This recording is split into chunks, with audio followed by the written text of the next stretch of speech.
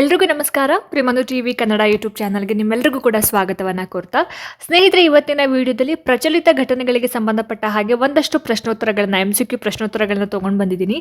ಖಂಡಿತವಾಗ್ಲೂ ಕೂಡ ನಿಮಗೆ ಮುಂದೆ ಬರುವಂತಹ ಎಲ್ಲ ಪರೀಕ್ಷೆಗಳಿಗೂ ನಿಮಗೆ ಅನುಕೂಲ ಆಗುತ್ತೆ. ಹಾಗಾಗಿ ಎಲ್ಲೂ ಕೂಡ ಈ ವಿಡಿಯೋನ ಸ್ಕಿಪ್ ಮಾಡದೆ ಪೂರ್ತಿಯಾಗಿ ನೋಡಿ ಅಂತ ಹೇಳ್ತಾ, ಜಾಸ್ತಿ ತಡ ಮಾಡೋದು ಬೇಡ, ಬನ್ನಿ ಆದಷ್ಟು ಬೇಗ ಇವತ್ತಿನ ವಿಡಿಯೋದ ಮೊದಲನೇ ಪ್ರಶ್ನೆ ಏನು ಅಂತ ನೋಡೋಣ. ಅದಕ್ಕಿಂತ ಮುಂಚೆ ಯಾರೆಲ್ಲ ನನ್ನ ಚಾನಲ್ನ ಹೊಸದಾಗಿ ನೋಡ್ತಿದ್ದೀರಾ ಅಥವಾ ಯಾರಿನ್ನೂ ಸಬ್ಸ್ಕ್ರೈಬ್ ಮಾಡದೆ ನೋಡ್ತಾ ಇದ್ದೀರಾ, ದಯವಿಟ್ಟು ಸಬ್ಸ್ಕ್ರೈಬ್ ಮಾಡ್ಕೊಂಡು ನೋಡಿ ಅಂತ ಹೇಳ್ತಾ, ಬನ್ನಿ ಇವತ್ತಿನ ವಿಡಿಯೋದ ಮೊದಲನೇ ಪ್ರಶ್ನೆ ಏನಿದೆ ಅಂತ ನೋಡ್ಕೊಂಬರೋಣ. ಸ್ನೇಹಿತರೆ, ಮೊದಲನೇ ಪ್ರಶ್ನೆ ನೋಡಿ. ಇಲ್ಲಿ 2025 ಅಂತಾರಾಷ್ಟ್ರೀಯ ಎಪಿಲೆಪ್ಸಿ ದಿನದ ಥೀಮ್ ಏನು ಅಂತ ಕೇಳಿದ್ದಾರೆ. ಸೊ ಇದಕ್ಕೆ ನಾನು ಮತ್ತೆ ಆಪ್ಷನ್ಸ್ನ ಓದೋದಕ್ಕೆ ಹೋಗಲ್ಲ, ನಾನು ಡೈರೆಕ್ಟಾಗಿ ಆನ್ಸರ್ನ ಹೇಳ್ಬಿಡ್ತೀನಿ. ಸೊ ಏನು ಥೀಮ್ ಏನಾಗಿತ್ತು, ಅಂತಾರಾಷ್ಟ್ರೀಯ ಎಪಿಲೆಪ್ಸಿ ದಿನದ ಥೀಮ್ ಏನಾಗಿತ್ತು ಅಂತ ಹೇಳಿದ್ರೆ, ಆಪ್ಷನ್ ಬಿ ಏನಿದೆ, ಮೈ ಎಪಿಲೆಪ್ಸಿ ಜರ್ನಿ ಅನ್ನೋದು ಸರಿಯಾಗಿರುವಂತಹ ಉತ್ತರ ಆಗಿರುತ್ತೆ. ಆಪ್ಷನ್ ಬಿ, ಮೈ ಎಪಿಲೆಪ್ಸಿ ಜರ್ನಿ ಅನ್ನೋದು ಸರಿಯಾದ ಉತ್ತರ ಆಗಿರುತ್ತೆ. ನೆಕ್ಸ್ಟು ಎರಡನೇ ಪ್ರಶ್ನೆ ನೋಡಿ. 2025 ಮುಂಬೈ ಓಪನ್ WTA ಪ್ರಶಸ್ತಿಯನ್ನು ಯಾರು ಗೆದ್ರು ಅಂತ ಪ್ರಶ್ನೆ ಕೇಳಿದ್ದಾರೆ. Option A, B, C, D 4 ಆಯ್ಕೆಗಳಲ್ಲಿ ಸರಿಯಾದ ಉತ್ತರ ಏನಪ್ಪ ಅಂತ ಹೇಳಿದ್ರೆ, ಆಪ್ಷನ್ ಎ ಏನಿದೆ, ಜಿಲ್ ಟೈಕ್ಮನ್ ಅನ್ನೋದು ಸರಿಯಾಗಿರುವಂತಹ ಆನ್ಸರ್ ಆಗಿರುತ್ತೆ. Jill Tiekman is the right answer. Next ಮುಂದಿನ ಪ್ರಶ್ನೆ, ಮೂರನೇ ಪ್ರಶ್ನೆ. ಜನವರಿ 15, 2025 ವೇಳೆಗೆ ಎಷ್ಟು ಜನಧನ್ ಖಾತೆಗಳು ತೆರೆಯಲ್ಪಟ್ಟಿವೆ ಅಂತ ಕೇಳಿದ್ದಾರೆ. 2025 ಜನವರಿ 15 ಎಷ್ಟು ಜನಧನ ಖಾತೆಗಳು ಓಪನ್ ಆಗಿವೆ ಅಂತ ಹೇಳಿಬಿಟ್ಟು ಪ್ರಶ್ನೆ ಇರೋದು. So option A, B, C, D 4 ಆಯ್ಕೆಗಳಲ್ಲಿ ಸರಿಯಾದ ಉತ್ತರ ಏನು ಹಾಗಾದರೆ, ಆಪ್ಷನ್ ಸಿ 54.5 ಕೋಟಿ ಅನ್ನೋದು ಸರಿಯಾಗಿರುವಂತಹ ಆನ್ಸರ್ ಆಗಿರುತ್ತೆ. ನಾಲ್ಕನೇ ಪ್ರಶ್ನೆ ನೋಡಿ. ಇಲ್ಲಿ 36ನೇ ವಯಸ್ಸಿನಲ್ಲಿ ನಿವೃತ್ತಿ ಘೋಷಿಸಿದ ಫುಟ್ಬಾಲ್ ದಂತಕತೆ ಯಾರು ಅಂತ ಕೇಳಿದ್ದಾರೆ.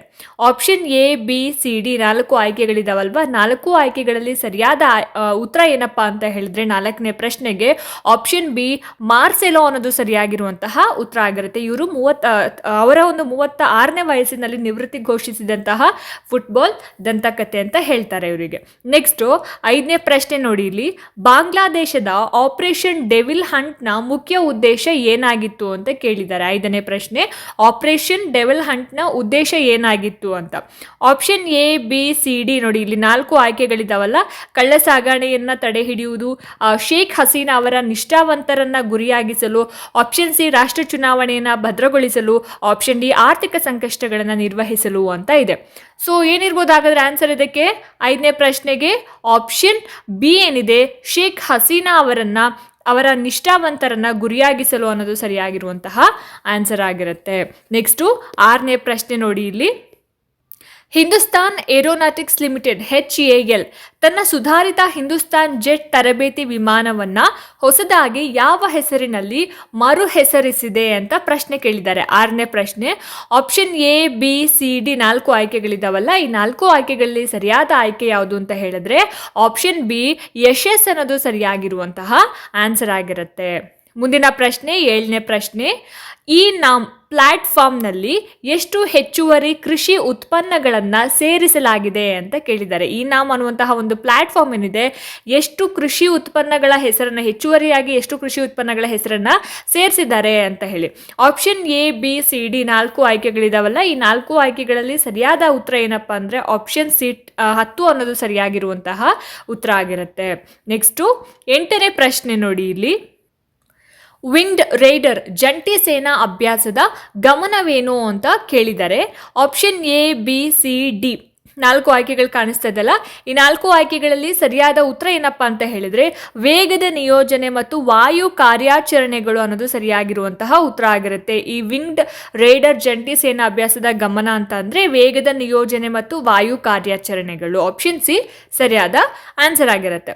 ನೆಕ್ಸ್ಟ್ 9ನೇ ಪ್ರಶ್ನೆ ನೋಡಿ. ಇಲ್ಲಿ RBI ರಚಿಸಿರುವ ಹೊಸ ಕಾರ್ಯಪಡೆಯ ಉದ್ದೇಶವೇನು ಅಂತ ಕೇಳಿದ್ದಾರೆ. RBI reserve bank of India ರಚಿಸಿರುವಂತಹ ಹೊಸ ಕಾರ್ಯಪಡೆಗಳ ಉದ್ದೇಶ ಏನು ಅಂತ ಕೇಳಿರುವಂಥದ್ದು ಪ್ರಶ್ನೆ ಇಲ್ಲಿ 9ನೇ ಪ್ರಶ್ನೆ.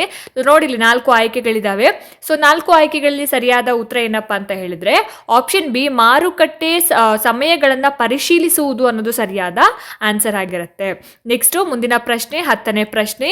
2025 2025 ವಿಜ್ಞಾನದಲ್ಲಿ ಮಹಿಳೆಯರು ಮತ್ತು ಬಾಲಕಿಯರ ಅಂತಾರಾಷ್ಟ್ರೀಯ ದಿನದ ಥೀಮ್ ಏನು ಅಂತ ಕೇಳಿದ್ದಾರೆ. 10ನೇ ಪ್ರಶ್ನೆ ನೋಡಿ, ಇಲ್ಲಿ option A B C D 4 ಆಯ್ಕೆಗಳಲ್ಲಿ ಸರಿಯಾದ ಉತ್ತರ ಏನಪ್ಪಾ ಅಂತ ಹೇಳಿದ್ರೆ ಆಪ್ಷನ್ ಬಿ ಏನಿದೆ, unpacking STEM careers her voice in science ಅನ್ನೋದು ಸರಿಯಾದ ಆನ್ಸರ್ ಆಗುತ್ತೆ. ಆಪ್ಷನ್ ಬಿ ಸರಿಯಾದ ಉತ್ತರ ಆಗುತ್ತೆ ಇಲ್ಲಿ. ನೆಕ್ಸ್ಟು 11ನೇ ಪ್ರಶ್ನೆ ನೋಡಿ, ಇಲ್ಲಿ ಜನಧನ್ ಯೋಜನೆಯ ಅಡಿಯಲ್ಲಿ ಮಹಿಳೆಯರ ಖಾತೆಗಳ ಶೇಕಡವಾರು ಎಷ್ಟು ಅಂತ ಕೇಳಿದ್ದಾರೆ.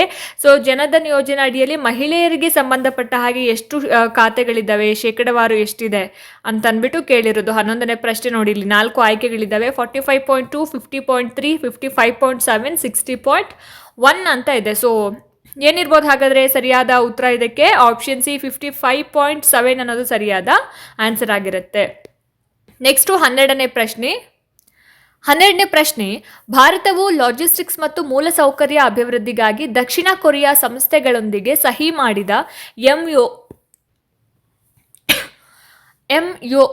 MOU ಯಾವ ಇಲಾಖೆಯಿಂದಾಗಿದೆ ಅಂತ ಕೇಳಿದ್ದಾರೆ.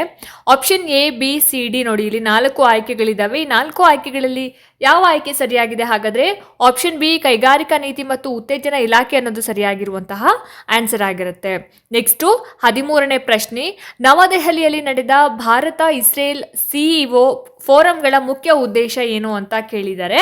Option A B C D 4 ಆಯ್ಕೆಗಳಿದ್ದಾವೆ ನೋಡಿ. 4 ಆಯ್ಕೆಗಳಲ್ಲಿ ಸರಿಯಾದ ಉತ್ತರ ಯಾವುದು ಅಂತ ಹೇಳಿದ್ರೆ ಆಪ್ಷನ್ ಬಿ ದ್ವಿಪಕ್ಷೀಯ ವ್ಯಾಪಾರ ಮತ್ತೆ ಹೂಡಿಕೆಯನ್ನ ಬಲಪಡಿಸೋದು ಅನ್ನೋದು ಸರಿಯಾದ ಉತ್ತರ. ಇನ್ನು ನವದೆಹಲಿಯಲ್ಲಿ ಭಾರತ ಮತ್ತೆ ಇಸ್ರೇಲ್ ಸಿಇಒ ಫೋರಂ ನಡೀತು. ಅದರ ಒಂದು ಉದ್ದೇಶ ಅಂತಂದ್ರೆ ದ್ವಿಪಕ್ಷೀಯ ವ್ಯಾಪಾರ ಮತ್ತು ಹೂಡಿಕೆಯನ್ನ ಬಲಗೊಳಿಸೋದು ಅಂತಕ್ಕಂಥದ್ದು. ಇನ್ನು 14ನೇ ಪ್ರಶ್ನೆ ನೋಡಿ, ಇಲ್ಲಿ ಮುಂಬೈ ಇಂಡಿಯನ್ಸ್ ಓವಲ್ ಇನ್ವಿನ್ಸಿಬಲ್ಸ್ ಕ್ರಿಕೆಟ್ ಫ್ರಾಂಚೈಸಿಯ ಎಷ್ಟು ಶೇಕಡ ಹಂಚಿಕೆಯನ್ನು ಖರೀದಿಸಿದೆ ಅಂತ ಇದೆ. 4 ಆಯ್ಕೆಗಳಿದ್ದಾವೆ ನೋಡಿ, ಇಲ್ಲಿ 25%, 49%, 51% ಹಾಗೆ 75% ಅಂತ. ಸೊ ಏನಿರ್ಬೋದು ಆನ್ಸರ್ ಹಾಗಾದ್ರೆ ಇದಕ್ಕೆ? ಎಷ್ಟನೇ ಪ್ರಶ್ನೆ? 14ನೇ ಪ್ರಶ್ನೆ. 14ನೇ ಪ್ರಶ್ನೆಗೆ ಆಪ್ಷನ್ ಬಿ 49%, ಶೇಕಡ 49ರಷ್ಟು ಏನು ಖರೀದಿಸಿರುವಂಥದ್ದು. ಹಾಗಾಗಿ ಆಪ್ಷನ್ ಬಿ 49% ಅನ್ನೋದು ಸರಿಯಾದ ಆನ್ಸರ್ ಆಗುತ್ತೆ. 15ನೇ ಪ್ರಶ್ನೆ ನೋಡಿ, ಇಲ್ಲಿ 2025 ರೋಟೋ ಡ್ಯಾಮ್ ಓಪನ್ ಟೆನ್ನಿಸ್ ಪ್ರಶಸ್ತಿಯನ್ನ ಯಾರು ಗೆದ್ರು ಅಂತ ಕೇಳಿದ್ದಾರೆ. ರೋಟೋ ಡ್ಯಾಮ್ ಓಪನ್ ಟೆನ್ನಿಸ್ ಪ್ರಶಸ್ತಿಯನ್ನ ಕೇಳಿರೋದಿಲ್ಲಿ. Option A B C D 4 ಆಯ್ಕೆಗಳಲ್ಲಿ ಯಾವ ಆಯ್ಕೆ ಸರಿಯಾಗಿದೆ ಹಾಗಾದ್ರೆ ಆಪ್ಷನ್ ಸಿ ಏನಿದೆ ಕಾರ್ಲೋಸ್ ಅಲ್ಕಾರಜ್ ಅನ್ನೋದು ಸರಿಯಾಗಿರುವಂತಹ ಆನ್ಸರ್ ಆಗಿರುತ್ತೆ. ನೆಕ್ಸ್ಟ್ 16ನೇ ಪ್ರಶ್ನೆ, 2025 ಫೆಬ್ರವರಿ 10ರಂದು ಭಾರತ ಮತ್ತು ದಕ್ಷಿಣ ಕೊರಿಯಾ ನಡುವೆ ಸಹಿ ಮಾಡಿದ ಒಪ್ಪಂದವು ಯಾವ ಸ್ಥಳದಲ್ಲಿ ನಡೆದಿತ್ತು ಅಂತ ಕೇಳಿದ್ದಾರೆ. ಯಾವ ಸ್ಥಳದಲ್ಲಿ ನಡೆಯಿತು ಅಂತ ಹೇಳಿಬಿಟ್ಟು ಆಪ್ಷನ್ ಸಿ ಏನಿದೆ ಸೆಜಾಂಗ್ ನ್ಯಾಷನಲ್ ರಿಸರ್ಚ್ ಕಾಂಪ್ಲೆಕ್ಸ್ ಅನ್ನೋದು ಸರಿಯಾಗಿರುವಂತಹ ಆನ್ಸರ್ ಆಗಿರುತ್ತೆ. ಮುಂದಿನ ಪ್ರಶ್ನೆ 17ನೇ ಪ್ರಶ್ನೆ, ಮುತ್ತಯ್ಯ ಮುರಳೀಧರನ್ ಜೊತೆ ರಿಲಯನ್ಸ್ ಆವಿಷ್ಕರಿಸಿದ ಹೊಸ ಸ್ಪೋರ್ಟ್ಸ್ ಡ್ರಿಂಕ್ ಯಾವುದು ಅಂತ ಕೇಳಿರೋ 17ನೇ ಕ್ವೆಶ್ಚನ್ ನೋಡಿ. ಇಲ್ಲಿ option A B C D 4 ಆಯ್ಕೆಗಳಿದಾವೆ. ಈ 4 ಆಯ್ಕೆಗಳಲ್ಲಿ ಸರಿಯಾದ ಉತ್ತರ ಏನಪ್ಪಾ ಅಂತ ಹೇಳಿದ್ರೆ ಆಪ್ಷನ್ ಬಿ ಸ್ಪಿನ್ನರ್ ಅನ್ನೋದು ಸರಿಯಾಗಿರುವಂತಹ ಆನ್ಸರ್ ಆಗಿರುತ್ತೆ. ಸ್ಪಿನ್ನರ್ ಅನ್ನುವಂತಹ ಒಂದು ಹೊಸ ಸ್ಪೋರ್ಟ್ಸ್ ಡ್ರಿಂಕ್ ಅನ್ನ ಆವಿಷ್ಕಾರ ಮಾಡಿರುವಂಥದ್ದು. ನೆಕ್ಸ್ಟ್ 18ನೇ ಪ್ರಶ್ನೆ, ಯಾವ ದೇಶವು ಭಾರತ ಇಫ್ಟಾರ್ ಡೆಸ್ಕ್ ಹುದ್ದೆಯ ಭಾಗವಲ್ಲ ಅಂತ ಕೇಳಿದ್ದಾರೆ. 18ನೇ ಪ್ರಶ್ನೆ. ಇದಕ್ಕೆ ಸರಿಯಾದ ಉತ್ತರ option A B C D 4 ಆಯ್ಕೆಗಳಲ್ಲಿ ಆಪ್ಷನ್ ಡಿ ಏನಿದೆ ಲಿಚನ್ಸ್ಟೈನ್ ಅನ್ನೋದು ಸರಿಯಾಗಿರುವಂತಹ ಆನ್ಸರ್ ಆಗಿರುತ್ತೆ. 19ನೇ ಪ್ರಶ್ನೆ, GI ಟ್ಯಾಗ್ ಮಾಡಿದ ಅಕ್ಕಿ ರಫ್ತಿಯನ್ನ ಸುಧಾರಿಸಲು ಭಾರತವು ತೆಗೆದುಕೊಂಡ ಶ್ರೇಕಾರವೇನು ಅಂತ ಪ್ರಶ್ನೆ ಕೇಳಿದ್ದಾರೆ. 19ನೇ ಪ್ರಶ್ನೆ. So option A B C D 4 ಆಯ್ಕೆಗಳಲ್ಲಿ ಸರಿಯಾದ ಉತ್ತರ ಏನಪ್ಪಾ ಅಂತ ಹೇಳಿದ್ರೆ ಹೊಸ HS ಕೋಡ್ಗಳನ್ನು ಪರಿಚಯಿಸಿದೆ ಅನ್ನೋದು ಸರಿಯಾದ ಆನ್ಸರ್ ಆಗುತ್ತೆ. ಮುಂದಿನ ಪ್ರಶ್ನೆ 20ನೇ ಪ್ರಶ್ನೆ, RBI ದ್ರವತೆ ಮಾರ್ಗಸೂಚಿಗಳನ್ನು ಅನುಷ್ಠಾನಗೊಳಿಸುವ ಅವಧಿಯನ್ನ ಎಲ್ಲಿವರೆಗೆ ಅಥವಾ ಯಾವಾಗದವರೆಗೆ ವಿಸ್ತರಿಸಿದೆ ಅಂತ ಪ್ರಶ್ನೆ ಕೇಳಿರುವಂಥದ್ದು. Option A B C D 4 ಆಯ್ಕೆಗಳಿದಾವೆ ನೋಡಿ. 4 ಆಯ್ಕೆಗಳಲ್ಲಿ ಸರಿಯಾದ ಉತ್ತರ ಏನಪ್ಪಾ ಅಂತ ಹೇಳಿದ್ರೆ ಆಪ್ಷನ್ ಸಿ ಮಾರ್ಚ್ 2026 ತನಕ ವಿಸ್ತರಿಸಿರುವಂಥದ್ದು. RBI ದ್ರವತೆ ಮಾರ್ಗಸೂಚಿಗಳನ್ನು ಅನುಷ್ಠಾನಗೊಳಿಸ್ತಕ್ಕಂತಹ ಒಂದು ಟೈಮ್ ಅನ್ನ 2026 ತನಕ ಮಾರ್ಚ್ 2026 ವರೆಗೆ ವಿಸ್ತರಣೆ ಮಾಡಿರುವಂಥದ್ದು. ಸೊ ನೋಡಿದ್ರಲ್ಲ ಸ್ನೇಹಿತರೆ, ಇದಾಗಿತ್ತು ಇವತ್ತಿನ ಪ್ರಚಲಿತ ಘಟನೆಗಳಿಗೆ ಸಂಬಂಧಪಟ್ಟ ಇಂಪಾರ್ಟೆಂಟ್ MCQ ಪ್ರಶ್ನೋತ್ತರಗಳು. ಐ ಹೋಪ್ ಈ ವಿಡಿಯೋ ನಿಮಗೆ ಇಷ್ಟ ಆಗಿದೆ ಅಂತ ಭಾವಿಸ್ತೀನಿ. ಇಷ್ಟ ಆಯಿತು ಅಂತಂದರೆ ದಯವಿಟ್ಟು ಲೈಕ್ ಮಾಡಿ, ಶೇರ್ ಮಾಡಿ. ಹಾಗೆ ನಿಮ್ಮ ಅನಿಸಿಕೆ ಅಭಿಪ್ರಾಯ ಏನೇ ಇದ್ರೂ ಕೂಡ ನನಗೆ ಕಾಮೆಂಟ್ ಸೆಕ್ಷನ್ನಲ್ಲಿ ತಿಳಿಸಿ ಅಂತ ಹೇಳ್ತಾ, ಇದೇ ರೀತಿ ಹೆಚ್ಚಿನ ವೀಡಿಯೋಸ್ಗಳಿಗೋಸ್ಕರ ನಿರಂತರವಾಗಿ ನನ್ನ ಚಾನಲನ್ನು ನೋಡ್ತಾ ಇರಿ. ಮುಂದಿನ ವೀಡಿಯೋಸ್ಗಳಲ್ಲಿ ನಾನು ನಿಮಗೆ ಸಿಗ್ತೀನಿ. ಅಲ್ಲಿ ತನಕ ಎಲ್ರಿಗೂ ನಮಸ್ಕಾರ.